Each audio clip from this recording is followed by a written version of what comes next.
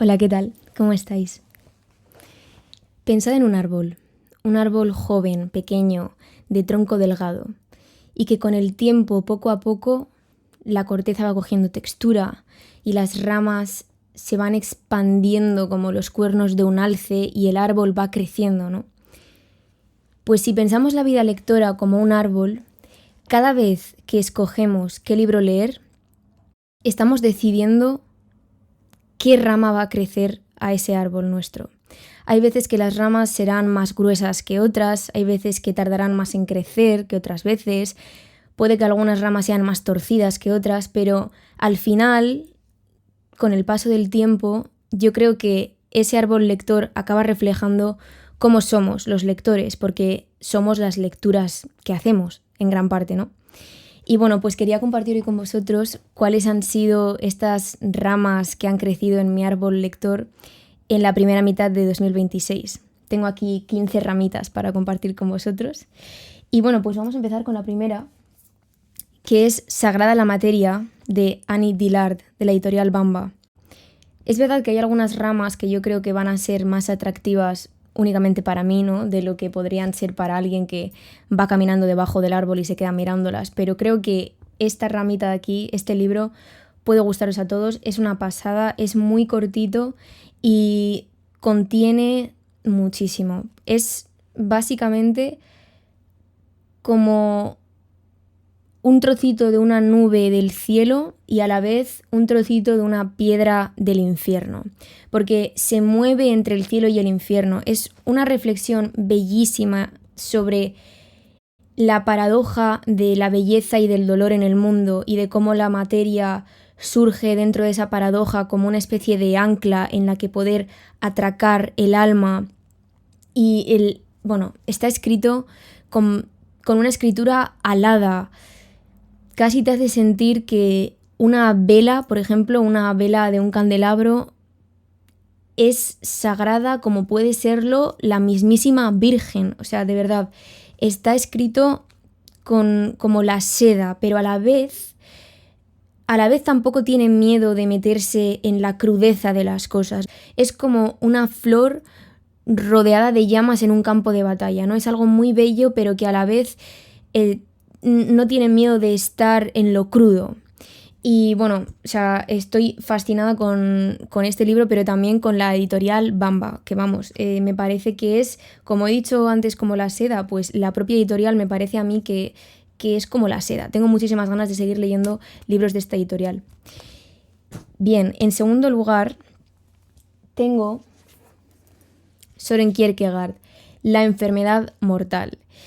Siempre que leo a Kierkegaard tengo la sensación de que es como si estuviese leyendo a Dostoyevsky, pero en filosofía puramente, ¿no? A ver, que en Dostoyevsky también hay como mucha filosofía, ¿no? Pero si Dostoyevsky es literatura, Kierkegaard es lo mismo, pero en filosofía, por lo menos yo así lo siento. Porque es como que ambos se introducen en esa pocilga en la que puede acabar el ser humano negando a Dios, ¿no? Y ambos lo hacen como con una intensidad infinita que parece que se te están agarrando a la piel y te están obligando a mirarles a los ojos hasta que terminan la última palabra del libro. Y son siempre como una sensación de necesidad de seguir leyendo por la intensidad del libro. Y aquí precisamente Kierkegaard habla de una enfermedad que afecta al espíritu, y es la enfermedad de olvidar que se es espíritu, y a esto él lo llama la desesperación. Para él esto es una enfermedad mortal, no en el sentido que se puede pensar de es mortal porque me voy a morir de esta enfermedad si la contraigo, sino que es mortal en el sentido de que una enfermedad normal te afecta, bueno, la padeces, ¿no? La contraes y se va de alguna manera, pero en este caso es una enfermedad que afecta al espíritu, porque se trata de que estás olvidándote que eres espíritu. Y entonces es una enfermedad infinita, afecta a lo infinito de ti. Por eso es mortal, porque ni siquiera la muerte te da esperanza de que te sanes de esta enfermedad. Y bueno, Kierkegaard va hablando un poco de cómo es la vivencia de la persona desesperada en diferentes grados, porque él considera que se puede estar desesperado en grados más profundos y grados más, bueno, que no son tan tan agonizantes, o que sí que lo son, pero que por lo menos uno no es consciente de ello. Pero, he señalado aquí un pequeño pasaje para leeros sobre cómo él trata... Bueno, es que a Kierkegaard yo creo que hay que leerlo, porque tiene una forma de escribir que me recuerda un poco a Nietzsche, en el sentido de que estás leyendo filosofía, pero a la vez tiene una literatura todo lo que escribe. Mirad, por ejemplo, aquí dice: todo hombre es una síntesis de cuerpo y alma dispuesta naturalmente para ser espíritu. Esta es nuestra estructura. Sin embargo, los hombres prefieren habitar en el sótano, es decir, en las categorías de lo sensible. Y no solamente prefieren habitar en el sótano, sino que tienen una ilusión tan grande por ir a parar allí que se enfadan muchísimo con quien les proponga pasar a ocupar el primer piso, el piso de los señores, que siempre está vacante y a su disposición.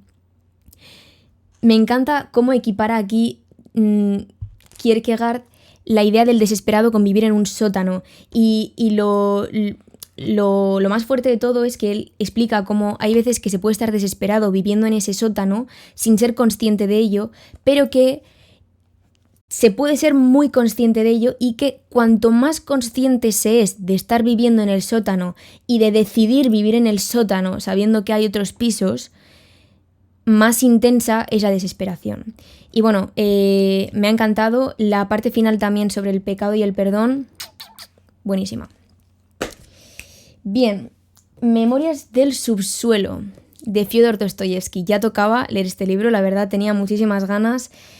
Con Dostoyevsky es que me cuesta mucho irlo leyendo, en el sentido de que no quiero que se me acabe. O sea, yo podría leer Dostoyevsky cada día de mi vida, pero tengo que gestionármelo porque, claro, es que no quiero terminarme de leer Dostoyevsky entero, ¿sabéis? Es que ojalá tuviese 1.000.000 de libros, pero bueno, ya tenía necesidad de leer algo potente de Dostoyevsky, así que decidí meterme con Memorias del subsuelo.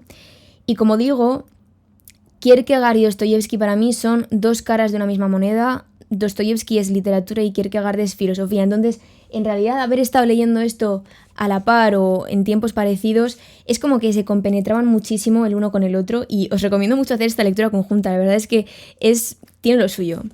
Porque al final, el personaje que seguimos en Memorias del subsuelo básicamente es un hombre muy, muy, muy consciente de su desesperación, y nos metemos en su cabeza, en la que está todo el rato rumiando su propia desesperación.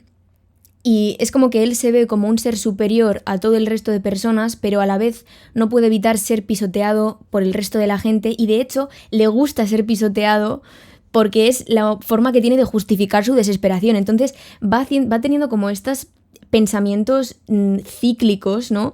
De tangentes en los que va entrando cíclicamente, y es una pasada.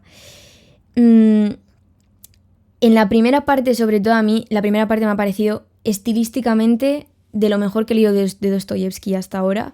Creo que es algo como un poco diferente de lo que ha hecho otras veces, y que es como un estilo que me parece muy como moderno, en el sentido de que yo creo que estaba bastante adelantado a su época, como escribe la primera parte sobre todo, y es como una especie de monólogo interior chorreante absolutamente, pero chorreante de las aguas de las alcantarillas. Es como un monólogo de una persona que lleva aislada en la podredumbre mucho tiempo, y es como un monólogo muy alienado, ¿no?, de la sociedad.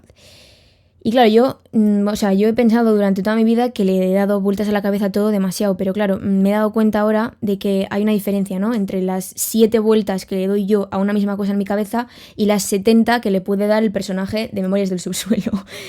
Y bueno, como digo, el estilo de escritura es como una especie de episodio de manía, y que a la vez huele como a perro mojado, como a un perro mojado que lleva vagabundeando por la calle mucho, y te despierta mucha lástima, pero a la vez te despierta como un rechazo y una repugnancia de ver en lo que te puedes convertir si deambulas por el subsuelo demasiado tiempo. Y bueno, para mí este libro ha sido como las mejores partes de los libros de Dostoyevsky en otros de sus obras, concentradas en pocas páginas. O sea, es como un chute de lo mejor de Dostoyevsky para mí. Me ha encantado. Y eso es como que al principio del libro lo abres y empiezas a tirar de un hilo y tiras del hilo y tiras del hilo y dices, madre mía, el hilo no para, y sigues tirando el hilo hasta el final. O sea, es como... Es un libro que yo creo que está muy bien leerlo en muy poco tiempo porque te metes en el episodio de manía. Y bueno, pues tampoco voy a decir mucho más porque la verdad es que me gustaría hacer un vídeo en profundidad sobre Memorias del Subsuelo, pero diré que, como siempre, leer a Dostoyevsky pues es que es un acontecimiento del alma, tal cual. Bien, ¿qué tenemos por aquí? Vale. Silencio, de Shusaku Endo. Vale, bueno, este libro lo leí para preparar una sesión de Cineforum en la que estuvimos tratando la película que hizo Martin Scorsese, no sé cómo se dice, pero bueno, el Martin Scorsese, que se llama igual, Silencio, la película es buenísima. Y por cierto, si estáis viendo esto, Diana y Aidar, sé que algunos vídeos los veis, que sepáis que sois personas maravillosas y que para mí los cineforums es como un recordatorio de que hablar en el arte y la cultura en comunidad enriquece muchísimo la experiencia de ver qué esconde ese arte. Así que muchas gracias por cada vez que tenemos una conversación, la verdad. Pero bueno, eso, Silencio va sobre... Es una historia que ocurre en Japón. Hay dos jesuitas que marchan de Portugal de viaje a Japón en el siglo XVII. Es una época, es el inicio del periodo Edo, del Tokugawa, y es un periodo en el que se impuso una prohibición muy brutal al cristianismo, sobre todo en sitios como Nagasaki. Y estos dos jesuitas que son de Portugal, a ellos les llega la noticia de que su maestro ha apostatado en Japón. Y esta es la última noticia que se tiene de su maestro en Japón. Y ellos no se lo pueden creer porque ha sido su maestro, es una persona que ha mostrado que ha tenido siempre una fe inamovible y entonces no se lo creen y deciden ir a Japón a ver qué ha pasado realmente con este maestro. Y bueno, pues... Era una época en la que en Japón se estaba imponiendo torturar a campesinos para conseguir que apostatasen ya no solamente los campesinos, sino más los padres de la iglesia que quedaban por Japón, porque consideraban los gobernadores que si se conseguía que apostatasen los padres de la iglesia, iba a ser mucho más efectivo para que los campesinos viesen que la fe en Cristo era pues una chorrada, ¿no? Que se puede apostatar. Entonces, los padres de la iglesia que estaban en Japón veían torturas y cómo se martirizaba a los campesinos hasta que ellos apostatasen. Entonces, cuando llegan estos jesuitas a Japón, se encuentran con esta situación y tienen un proceso de pensar y entender y reflexionar cuál es su postura acerca de la apostasía. Y tiene unas preguntas increíbles sobre el tema de la fe, porque claro, es una situación en la que hay un silencio absoluto de Dios respecto a los martirios de gente totalmente inocente, que es que no tienen nada en la vida, que son campesinos que viven con hambre y que lo único que tienen es pues los dedos de su mano, ¿no? Este libro, como digo, tiene preguntas muy profundas. Por ejemplo, preguntas como ¿qué se tiene que hacer cuando una religión entra en una cultura y la moldea, ¿no? O sea, esa cultura tiene que resistirse, tiene que asumir que se moldee la cultura. Otras preguntas también como ¿cuánto de orgullo hay en una figura del mártir o en la figura de los padres de la iglesia? También si hay algún acto de amor que sea superior al acto de amor que es la fe por Dios.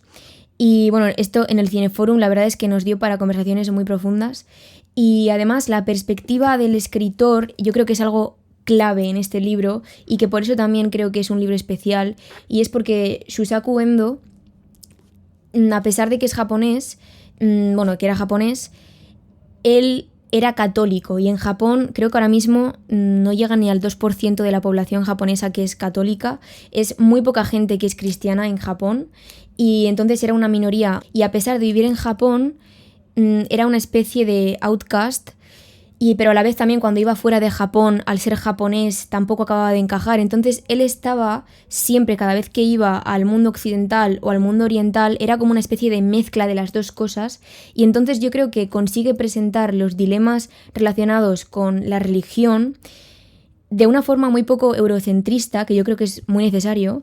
Y pues para mí abre un debate enorme, ¿no? Que es cuánto de lo que se considera que es una religión universal es en realidad occidental, ¿no? Y él decía que, bueno, pues que para llegar, lo dice en la introducción del libro, hablando un poco del autor, que él para llegar a esa idea de que la fe tiene que ser para todos, considera que hay que quitarle algunas capas occidentales, ¿no? Entonces, esto, bueno, es un libro interesantísimo, os lo recomiendo muchísimo.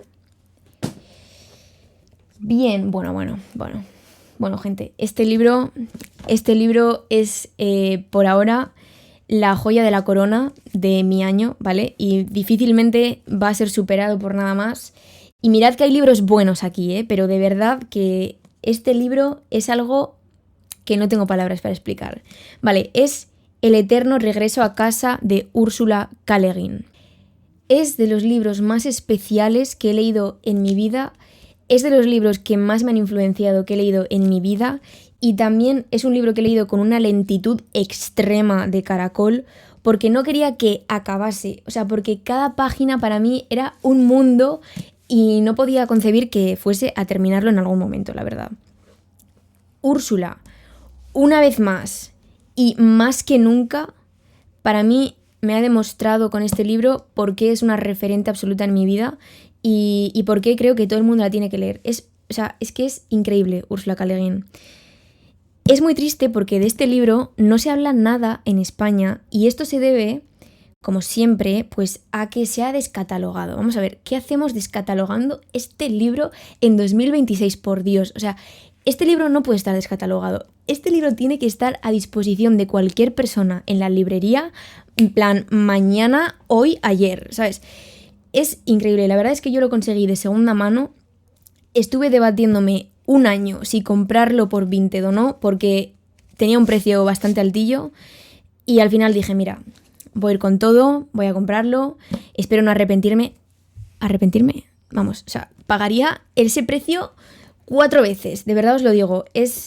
Para mí es un libro muy especial. Como podéis ver, pues está un poco maltratadito porque tiene bastantes añitos el libro, pero es esta edición además de Edasa. Es que me encanta Edasa, a ver si os lo puedo enseñar. Tiene un montón de ilustraciones increíbles, o sea, no sé si se está viendo algo, ¿vale? Probablemente no se está viendo nada. Pero, bueno, veis, o sea, tiene todo el rato como detalles, bueno, brutales. Y bueno, es probablemente de los libros de los que más ganas tengo de hacer un vídeo en el canal, así que no os voy a dar ahora mucho la tabarra porque ya os la voy a dar más adelante. Entonces, bueno, simplemente diré que es un libro muy raro en la forma en la que está estructurado, pero que eso lo hace totalmente espectacular para mí. Es como Úrsula siempre buscando esas formas innovadoras de contar sus historias y de hacernos pensar. Y bueno, pues, ¿sobre qué va el libro? A ver si lo puedo explicar. Vale, imaginad un futuro en el que ha colapsado el sistema capitalista tecnológico que existe hoy en día, o que casi más que ha colapsado, que las personas han decidido que no funciona y que entonces deciden hacer algo totalmente diferente, dejando de lado muchísimas cosas que hoy en día se tienen endiosadas y volviendo a concepciones más antiguas de la vida. Y entonces os encontráis en vuestras manos con este libro, que es una especie de archivo en el que está metido toda una amalgama de textos de un pueblo concreto, de esa sociedad futura, de ese mundo futuro que es el pueblo de los Kesh, ¿vale? Y entonces, esto no es que sea una historia, hay historias, pero no es que sea una historia, sino que es una recopilación de información, básicamente, sobre este mundo. Y es una pasada porque recopila de todo, recopila cosas sobre cómo se trabaja en ese mundo, cómo se crean las casas, cómo se decide a qué te vas a dedicar. Sobre la cultura se habla muchísimo, cómo se crea el arte, cómo se crea la música, cómo se escriben poemas, cómo se cuentan las biografías, o sea, todo tiene unos detalles intencionales absolutos que además tienen mucha relación con cómo vivían los nativos americanos. Y bueno, esto también, bueno, ya os contaré más adelante en otro vídeo, pero es una pasada. Y eso, o sea, es muy intencional todo lo que está escrito, incluso a la hora de escribir los poemas, las métricas tienen su propia lógica, o sea, es algo nuevo totalmente. Es como, es como una pequeña Biblia, ¿vale? No es una Biblia, no es que sea un manifiesto político, ni mucho menos, o sea, esto es literatura, pero de verdad, es un libro muy especial, es que no podría decir que es una única cosa. Y además, por ejemplo, también hay incluso partes en las que se rompe la cuarta pared porque hay un personaje que es Pandora, que de repente tú te encuentras un texto que de repente dice, bueno, soy Pandora, soy la que está archivando todos estos textos y entonces te cuenta sus pensamientos, ¿no? De cómo le está costando traducir este texto que tú ya has leído o de cómo simplemente está tomando el sol en un árbol en el pueblo que es y está viendo... Bueno, es que es, de verdad, es increíble. No puedo explicarlo en poco tiempo porque no quiero explicarlo en poco tiempo. Es un libro que realmente quiero intentar no estropearlo hablando sobre él, que creo que ya lo he estropeado, pero bueno, es... En pocas palabras, es un libro muy original, muy intencional y con muchísima sensibilidad, muy importante hoy en día. Y además se publicó al principio incluso con un cassette que venía, que se llamaba Music and Poetry of the Kesh, y venía ahí como el universo sonoro de los Kesh. Bueno, fascinante. Me voy a callar, pero me voy a callar hoy, porque otro día vengo aquí a dar la tabarra sobre esto, que hace falta que alguien la dé. Petición pública para reeditar este libro, por favor. Podéis encontrarlo de otras maneras, pero bueno, por favor, un poco de decencia y vamos a tener a Ursula K. Le Guin, su obra maestra, en las librerías, por favor. Vale, luego me leí The Word for World, The Maps of Ursula K. Le Guin, que en realidad hace referencia al título de otro de los libros de Úrsula, que es El nombre del mundo es bosque. Por cierto, estas portadas son... Bueno, no vamos a hablar de estas portadas, pero por favor, podemos hacerlas más bonitas. Y bueno, eso, es básicamente una recopilación de ensayos sobre los mapas de Ursula K. Le Guin. Vienen un montón de mapas que no estaban editados y ideas primeras de mapas de Ursula K. Le Guin. Y bueno, pues si sois unos frikis de Úrsula como yo, os va a encantar. Pero bueno, eso, tiene varios ensayos sobre esta idea de la herramienta del mapa en la literatura. Hay varios ensayos que me parecieron bastante flojitos. Hubo uno en concreto que no entendí nada. Era una especie de movida experimental, como de poesía, pero una cosa de verdad rarísima, que es que no pude con ello, y yo soy bastante de perseverar con las lecturas, pero no pude. Pero sí que ha habido otros ensayos que me han gustado, sobre todo porque, no sé, se habla tan poco de Ursula K. Le Guin que tenía como la necesidad de ver a otra gente hablar de ella, y entonces, bueno, pues me parece muy bonito cómo hablan de esta idea de los mapas suyos como algo místico, ¿no? Que es como que de repente te viene una tierra al lápiz de la mano, la dibujas y estás en realidad creando las propias fronteras de tu propia historia, y como a la vez un mapa, aunque es una herramienta bella de la imaginación, también puede estar reproduciendo ideologías. Como también un mapa que se conoce muy bien deja de ser tanto una cartografía como más un talismán del alma, ¿no? Bueno, la verdad es que tiene ensayos muy bonitos aquí. Bien.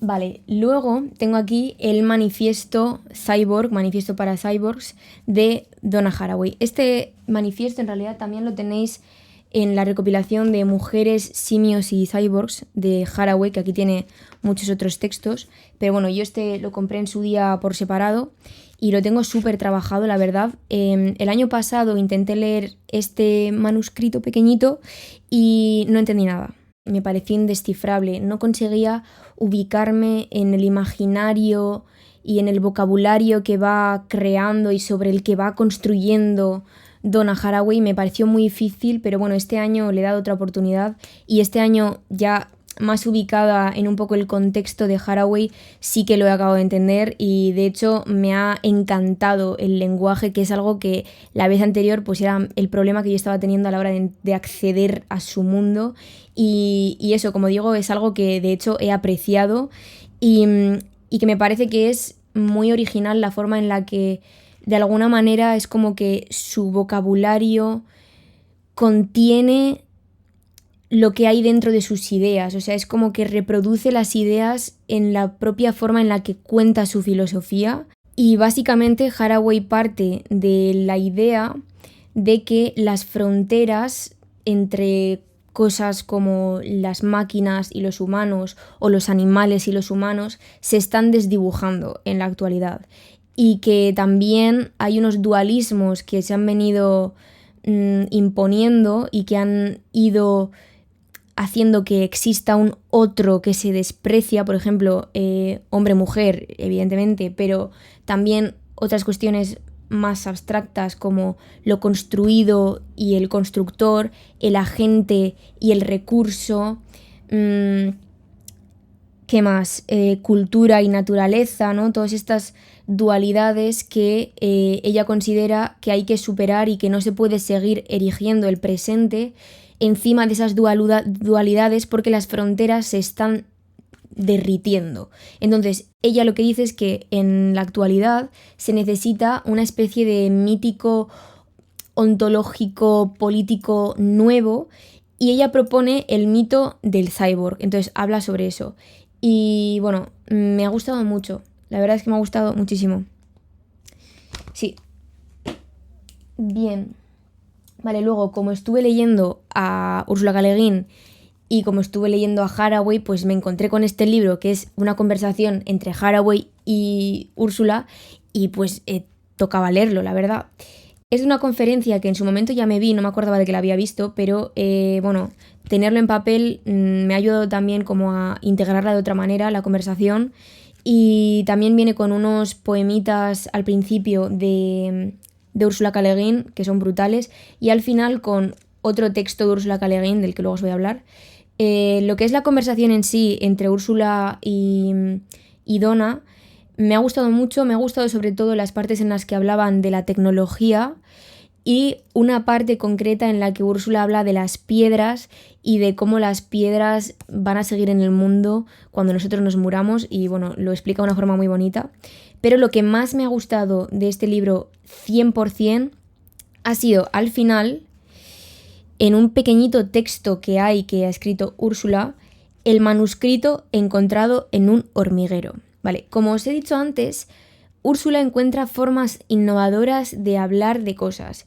Y aquí es una especie de sociedad que se llaman la Sociedad de Heterolingüistas, que es una sociedad que se dedica a traducir los idiomas de otros animales y de otros seres.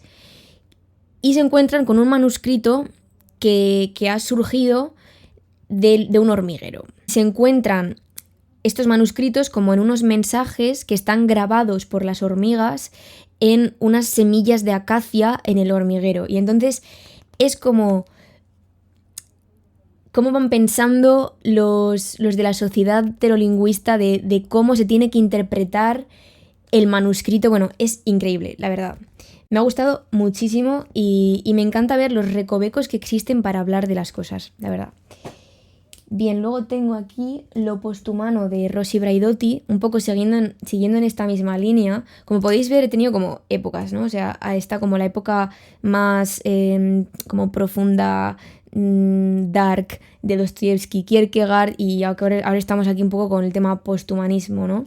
que pues eso, he estado trabajando bastante los temas de transhumanismo y posthumanismo, y como Rosi Braidotti es una de las referentes absolutas en el posthumanismo, pues me tocaba leer a Rosi Braidotti, que la verdad es que me parece que esta es una obra muy accesible para entrar en el tema del posthumanismo.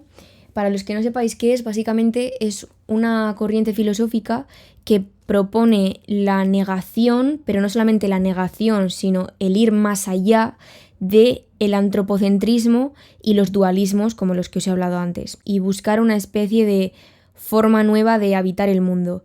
Y para conseguir esto, de lo que habla Braidotti sobre todo es de que ella cree que para conseguir eso tienen que existir vías nuevas de identidades y de subjetividades. Entonces ella, pues habla un poco de cómo tener una especie de política de vida en la que se una lo humano con lo no humano y bueno, es interesante. He de decir que le encuentro pegas a cómo llevar a la práctica esta filosofía, pero sí que hay cosas que dice pues que son muy ciertas, y me parece que es una forma bastante como bella, ¿no?, de pensar un poco el mundo. Y bueno, es interesante ponerlo en relación con con la situación actual del mundo. Bien, luego, siguiendo en esta línea del posthumanismo, me leí Posthumanismo filosófico de Francesca Ferrando. Francesca Ferrando es una pupila de Rosi Braidotti, ¿vale? Entonces esto está un poco conectado, la verdad. Pero he de decir que me ha gustado más incluso el libro de Francesca. Es un libro súper accesible si os interesa el tema del posthumanismo y del transhumanismo, que el transhumanismo es el tema de la mejora del ser humano a través de la tecnología, que es algo que está... O sea, es súper importante leer sobre ello porque está aquí ya prácticamente. Prácticamente no, está aquí. Entonces, bueno, me parece que es un tema fascinante. Y aquí Francesca Ferrando habla de las diferencias que existen entre el transhumanismo y el posthumanismo, pero además de eso suelta un montón de ideas de lo que es lo posthumano, y me ha hecho pensar muchísimo este libro. Me parece que está además hecho intencionalmente de una forma... Está todo el rato escrito como hace una pregunta y la responde, hace una pregunta y la responde. Entonces es muy claro, es muy fácil de seguir. Muy buen libro, la verdad. Vale. Luego tengo por aquí Democratizar la dignidad. Estudios sobre dignidad humana y derechos de Jeremy Waldron. Como os digo, pues aquí hay ramas de mi árbol que probablemente no le interesen absolutamente a nadie, pero bueno, creo que es bonito aún así compartirlo, ¿no? Entonces, pues aquí os estoy compartiendo mi fricada máxima, que es el tema de la dignidad. La dignidad es la base del constitucionalismo actual, pero hay un misterio muy grande en torno a qué es la dignidad y cuál es el contenido real de la dignidad. Y bueno, por eso, si habéis visto algún otro vídeo mío en el que hablo de este tema, es a lo que querría dedicar mi tesis doctoral el año que viene, a la dignidad humana en relación con Dostoyevsky. Entonces también el año que viene vendrá contenido de Dostoyevsky, pero eso, quería utilizar este libro un poco para meterme en ese terreno de la dignidad humana, y no lo he leído entero, pero lo he trabajado bastante. Y aquí, por ejemplo, Jeremy Waldron presenta un debate muy interesante sobre si la dignidad tiene que considerarse un estatus ampliado a todo el mundo o si es un valor. Y bueno, él considera que es un estatus, yo no estoy de acuerdo con él, pero es muy interesante cómo lo presenta. Así que aquí está. Vale, luego tengo aquí La pasión según GH de Clarice Lispector. Tenéis un vídeo en profundidad sobre este libro, así que no me voy a meter mucho en él, pero os puedo decir que ha sido un descubrimiento absoluto, Clarice Lispector. Me pasa un poco ahora igual que con Dostoyevsky, que me gustaría leerme todo Clarice Lispector de una, pero que voy a intentar hacer dosis para que me dure en el tiempo algo. Y en este libro, para quienes no lo sepáis, básicamente se trata de una mujer que se llama GH, que se encuentra una cucaracha en su casa, y la cucaracha la deriva a una crisis existencial absoluta sobre qué es el ser humano, qué es la identidad, cómo adornamos lo que somos con la identidad, y básicamente es como una exploración de cuál es el núcleo del ser despojado de todo lo demás, desnudo, y está relatado como una de las mejores cosas que he leído en toda mi vida. Así que recomendadísimo. Vale, esto es una fricada máxima en la que sinceramente ni siquiera voy a entrar a hablaros de ello porque me vais a dejar de seguir, de verdad. Es Los hechos en el derecho, bases argumentales de la prueba, de Marina Gascón Avellán. He de decir que Marina es una... O sea, tengo algún otro libro suyo que he utilizado para temas más técnicos de derecho y tal, y es increíble, la verdad, Marina, cómo piensa y cómo estructura sus manuales y todo. Pero vale, este libro, por deciros una frase, es sobre los problemas epistemológicos que se dan en el juicio a la hora de conocer y de fijar los hechos en un juicio. Cuando se fija qué ha ocurrido en un proceso, cómo se llega a decidir qué es lo que ha pasado, pues hay un montón de problemas epistemológicos y ella hablaba mucho de esto. Tampoco lo he terminado, pero también lo he trabajado un montón. Así que este libro que no le interesa a nadie, pero bueno. Luego, este sí que, bueno, no voy a hablaros ahora de ello porque tenéis otro vídeo en el canal, En busca del cielo, de Nathalie Leguer. Qué barbaridad del libro. Es que los libros pequeñitos a veces de verdad que dan los golpes más duros. Este es un libro sobre el duelo y está contado de una forma muy íntima de lo que es pasar un duelo y habla del duelo de una forma absolutamente desgarradora que te abre por la mitad y suerte volviéndote a coser las dos mitades. Muy recomendado, tenéis un vídeo en el canal. Vale, y finalmente tengo aquí Poeta en Nueva York, de Federico García Lorca.